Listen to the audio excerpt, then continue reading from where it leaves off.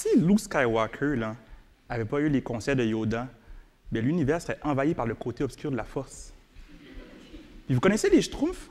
Bien, sans le grand Schtroumpf, tous les Schtroumpfs auraient fini dans une potion de Gargamel. Puis les tortues ninjas, sans leur maître Splinter, bien, c'est juste des tortues mutantes qui ne sont même pas des ninjas. Mon point, c'est qu'on a tous besoin d'une personne influente pour nous accompagner dans notre route vers le succès. Les self-made men, ça n'existe pas. Ça n'existe pas, les self-made men. Pensez-y un instant. Chacun d'entre nous, on a eu un parent, un mentor, un coach qui a contribué à faire de nous qui on est aujourd'hui. D'ailleurs, le mot « coach » dans son étymologie, c'est une voiture tirée par des chevaux qui conduit les voyageurs d'un point d'origine vers une destination. Et la vie, c'est un peu comme un voyage. Alors, un coach qui nous aide à prendre de bonnes décisions dans la vie, c'est un coach de vie.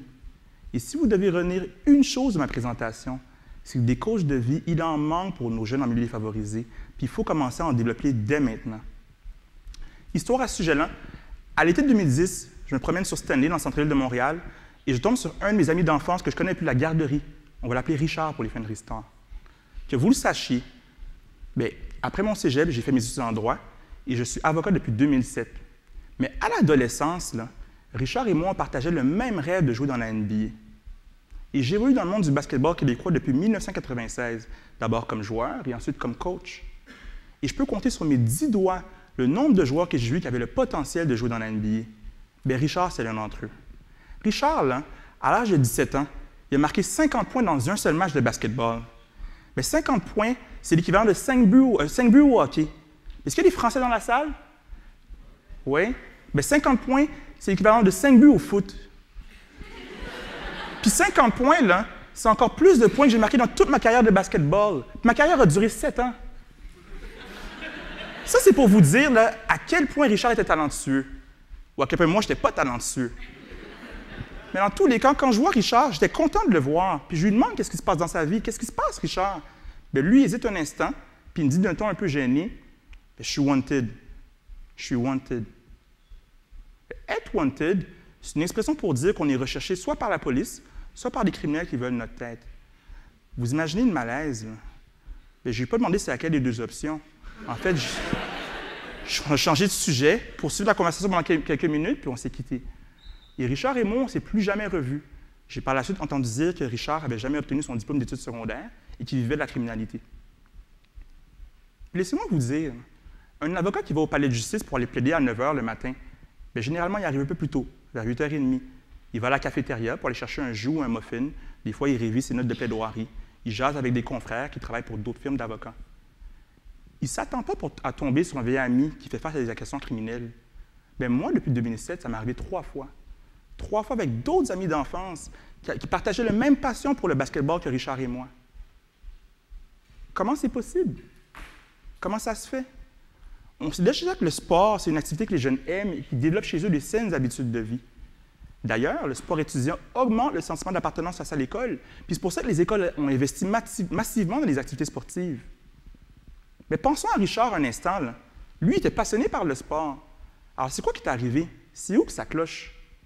Bien, comme vous, comme moi, Richard a besoin d'une personne pour le guider. Et c'est d'autant plus vrai dans son cas qu'il vivait avec une mère monoparentale dans un HLM, une habitation à loyer modique. Et comme plusieurs jeunes turbulents, bien, Richard, il refusait d'écouter ses enseignants. Tout ce qui l'intéressait, lui, c'était le basketball. Alors, les seuls adultes qui l'acceptaient d'écouter, c'était qui, vous pensez? Bien, c'était les coachs de basket.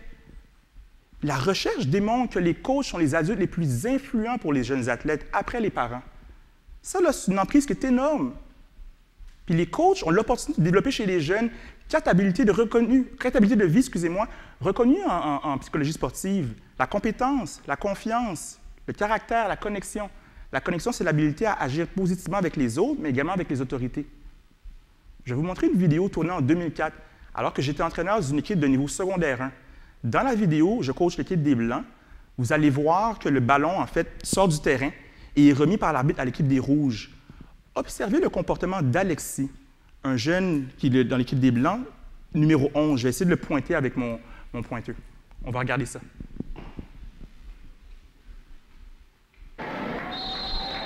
Alors, c'est Alexis.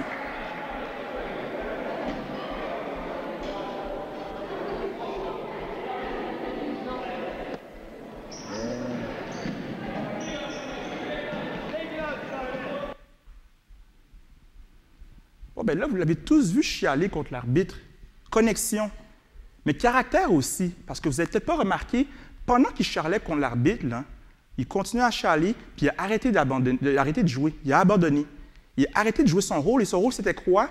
Quand il a perdu le ballon, il devait jouer en défensive et surveiller le joueur qui sortait le ballon de derrière lui. On va regarder à nouveau.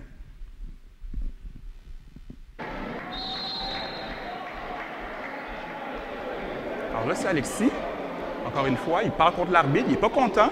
Je chiale, la balle est remise en jeu. Ah, là, il est trop tard. Mais ça, quand Alexis rentre au banc, c'est une occasion de lui dire « Alexis, belle intensité, mais tu faisais quoi à chialer contre l'arbitre? Pensais-tu vraiment que tu allais changer ta décision? Puis pendant que tu chialais, là, qu'est-ce que tu faisais? Est-ce que tu faisais ton défenseur? Non. Mais la prochaine fois que tu vas embarquer, tu vas faire quoi? Ça, c'est une meilleure décision. Good job, va t'asseoir. » Bien ça, là, c'est une intervention après une séquence de 15 secondes. Imaginez le nombre d'interventions qu'on peut faire sur le terrain et à l'extérieur du terrain pendant une saison complète. J'ai été l'entraîneur d'Alexis pendant 4 ans. Mais revenons à Richard. Richard, lui, là, ses coachs n'étaient pas des coachs de vie. Donc, aucun d'entre eux était capable de développer son potentiel comme athlète et comme individu. Pas grave, là. Si Richard il coule à l'école parce qu'aucun coach surveillait ses notes, puis fumer du pot, c'est pas important. Pas grave non plus si Richard rate des cours à l'école, parce que Richard, il est là quand ça compte, durant les matchs, pour marquer des points et faire gagner son équipe. Et si on perd, bien là, c'est grave. On peut quand même dire à Richard, par contre, que c'est la faute de l'arbitre. Dans mon camp, j'ai eu des parents qui ont énormément insisté sur la valeur de l'éducation. Et j'étais assez doué à l'école, alors je n'ai pas vraiment été à risque de décrochage. Par contre, quand j'étais adolescent, j'étais petit, j'étais timide. J'étais pas Luke Skywalker, là. Le schtroumpf à lunettes, ça, c'était moi. J'avais énormément de difficultés à m'affirmer. Si, à l'âge de 13 ans, on m'avait demandé de faire une conférence TED, j'aurais fait une crise cardiaque. Sauf que j'ai eu la chance de jouer au basketball dans une école qui est reconnue pour la qualité de ses coachs. Et c'est mes coachs qui m'ont aidé à prendre confiance en moi et à développer ma capacité à surmonter les obstacles au basketball, mais dans la vie aussi. Alors, quand on m'a invité à donner une conférence TED, pas à l'âge de 13 ans, mais à l'âge de 29 ans, bien, j'ai quand même fait une crise cardiaque. Sauf que j'ai accepté de relever le défi parce que j'avais confiance en ma capacité à y arriver si je mettais les efforts nécessaires. Puis quand on pense à l'éducation, c'est sûr et certain que les parents sont importants. Est-ce que les enseignants sont importants? C'est certain. Sauf qu'il y a un proverbe africain qui dit que ça prend un village pour élever un enfant. Et ce serait une erreur majeure que de ne pas miser sur le potentiel des coachs. Puis quand on pense au problème des manques de coachs, il faut penser à comment ça affecte notre jeunesse génération après génération. Chaque jour, dans chaque classe en Amérique du Nord, il y a un jeune couché sur son pupitre là, qui ne veut rien savoir de l'algèbre et de la grammaire. Lui, là, il dort en rêvant à LeBron James ou Kobe Bryant. Puis quand il ne dort pas, il fait des boules de papier puis il les lance sur ses collègues de classe. Puis à la fin de la journée, quand la cloche sonne, lui, sa vraie journée d'école commence. Il se lève, il court au gymnase pour en apprendre plus sur quoi? Sur le sport. Sauf que ce que le jeune ne sait pas, c'est que seulement 0,03% des joueurs de basketball d'un niveau secondaire deviennent des joueurs professionnels. Moins de 1 sur 3000. Alors, sans un coach de vie qui lui enseigne le sport, mais qui lui enseigne aussi la vie, bien, le jeune arrive à l'âge de 16-17 ans, et il réalise qu'il ne sera probablement pas un joueur de professionnel. Et là, toute la motivation du jeune disparaît. Le rêve de la NBA éclate en morceaux. Puis l'école, bien, ça n'a jamais été un centre d'intérêt de toute façon. Alors là, le décrochage cogne à la porte. Puis ça, dans les milieux défavorisés, bien, ça contribue à perpétuer le cycle de pauvreté. Puis dans certains cas, le jeune se laisse influencer par une nouvelle école, l'école de la rue. Alors voici ce qu'il apprend dans son nouveau cours de maths. Pourquoi se trouver une job à temps partiel au salaire minimum si on peut faire 1 000 $ par semaine en vendant du pot? Puis ensuite, 1 000 $ par jour en vendant de la coke? Sans un coach de vie, n'importe quel Jedi en herbe peut tomber du côté obscur de la force. Je vous le dis. Sans un coach de vie, n'importe quel Jedi en herbe peut tomber du côté obscur de la force. Mais donnez aux jeunes un coach de vie dédié à enseigner le sport et aussi la vie. Est-ce que tous les jeunes deviennent des joueurs professionnels? Non. Mais ce n'est pas ça l'objectif. Avec un coach de vie, le jeune apprend d'abord que pour jouer dans la NBA, il faut jouer au moins 1 an à l'université. Puis ensuite, il apprend que compte tenu des chances de jouer dans la NBA, mais un plan B, ce ne serait peut-être pas une mauvaise idée. Puis là, l'importance des études prend tout son sens. Finalement, bien entendu, comme je viens de le mentionner, le coach de vie sait enseigner des habiletés de vie aux jeunes. Alors, si le jeune arrive à l'âge de 17 ans et a le potentiel de jouer au niveau universitaire ou professionnel, bien, tant mieux. Mais la plupart des jeunes n'ont pas ce talent-là. Mais ce qu'ils ont grâce avec un coach de vie, c'est le potentiel de devenir de jeunes adultes responsables. Puis pensez à une chose. C'est qui les élèves populaires dans les écoles? C'est qui? Bien, c'est les sportifs. Puis eux, ils deviennent des leaders positifs, mais ça prend d'abord des coachs de vie. Des coachs de vie, ça existe. Un exemple, c'est le coach Ken Carter, qui a été coach à l'école secondaire Richmond en Californie. Mais Ken Carter, de 1997 à 2002, et c'est là qu'il coachait, il insistait sur la valeur des études et des habiletés de vie au-delà des performances sportives. Et tous les joueurs des équipes de coach Carter ont réussi leurs études secondaires. Mais des coachs Carter, c'est rare. C'est tellement rare que Hollywood en a fait un film. Mais coach Carter, là, ça n'aurait pas été un film. Coach Carter devrait être la norme. Alors, on fait quoi avec les coachs Carter? Comment on les trouve? Comment on trouve ça, des coachs de vie? Mais des coachs de vie, ça ne se trouve pas. Ça se développe.